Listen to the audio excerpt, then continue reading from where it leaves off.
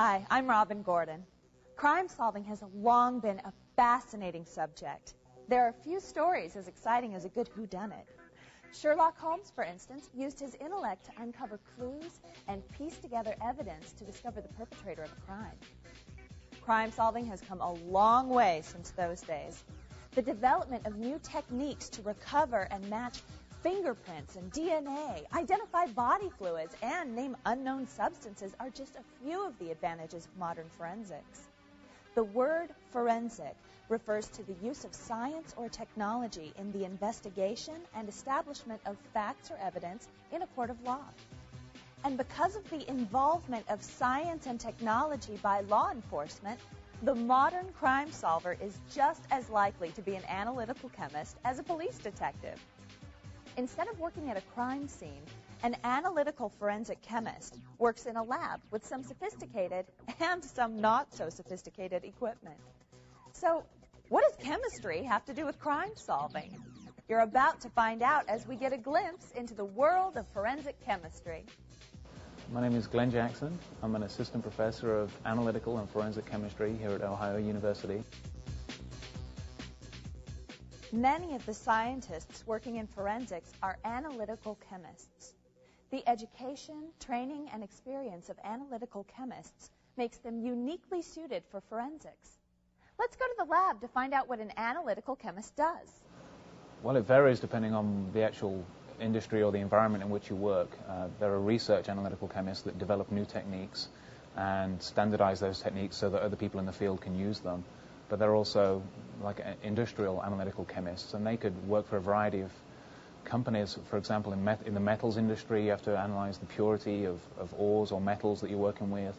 So there's many different applications. But basically, you're looking usually to qualify and to quantify compounds in a sample.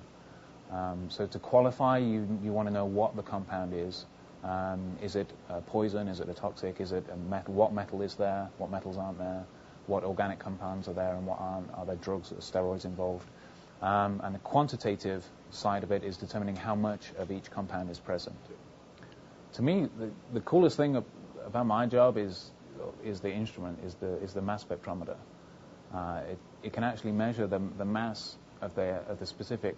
It actually measures atoms. You can see individual atoms or molecules smashing on the detector, and we can do this in an incredibly controlled way. It's amazing.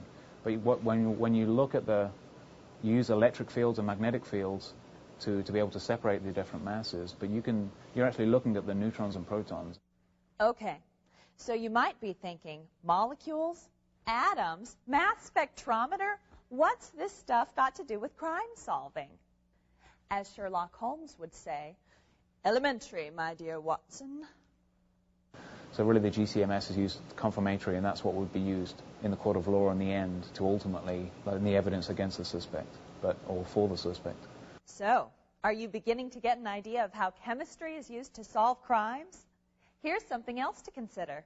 Some analytical forensic chemists are working to improve ways used by law enforcement to detect explosives and drugs. They're working on a detection device called ion mobility spectrometry, or IMS. Let's go back to the lab for a closer look. My name is Precious Reardon, and I'm an analytical chemist, and I specialize in the area of ion mobility spectrometry. When you say IMS, most people have no idea what IMS is. It's used by the FBI, the DEA, the EPA, Customs. Almost all law enforcement agencies are using IMS. IMS, the most simple way to describe IMS as a detection system is it answers the questions yes or no. Is something there or is it not there?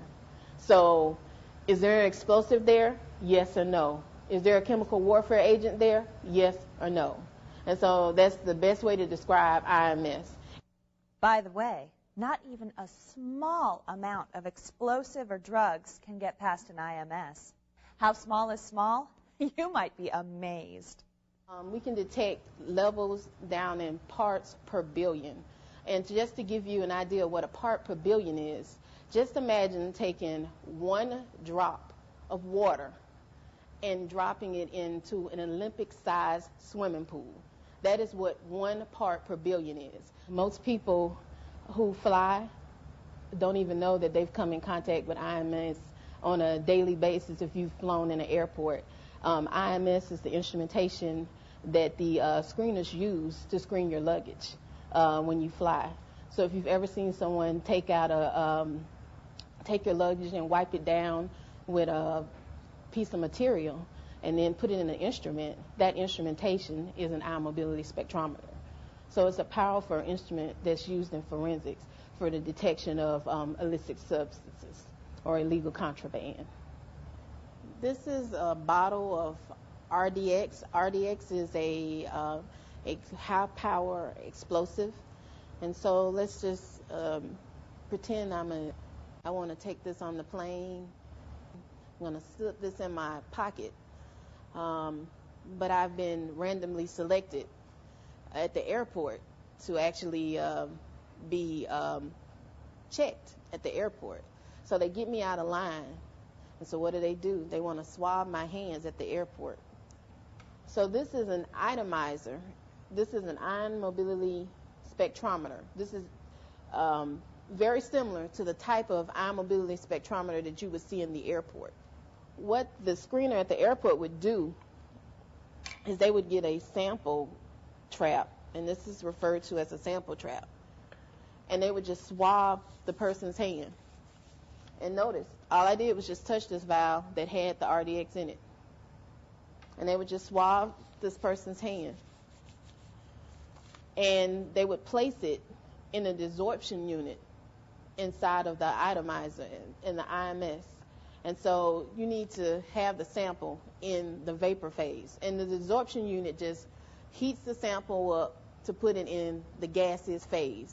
So at the airport, they take this sample where they've swabbed the person's hand, put it in the desorption unit to heat it up. As you can see, it's moving. Hit the sampling button. It's sampling. Please remove sample.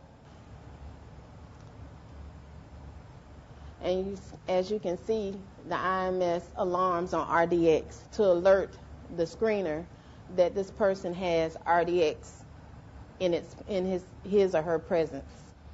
And this huge peak here is RDX that's detected by the IMS. And so this person would be then detained in the airport and searched. The thing about IMS is there are so many different applications that can be done with IMS. It's rapid. That's the main advantage of IMS. You can do an analysis with IMS in under 60 seconds.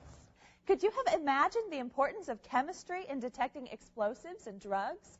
And by the looks of it, the use of chemistry in law enforcement equals bad news for criminals. Well, there you have it. Chemistry being used every day to assist law enforcement in doing their job. As new techniques are used to commit crimes, forensic chemists are developing new ways to solve them. And that's what chemistry has to do with it.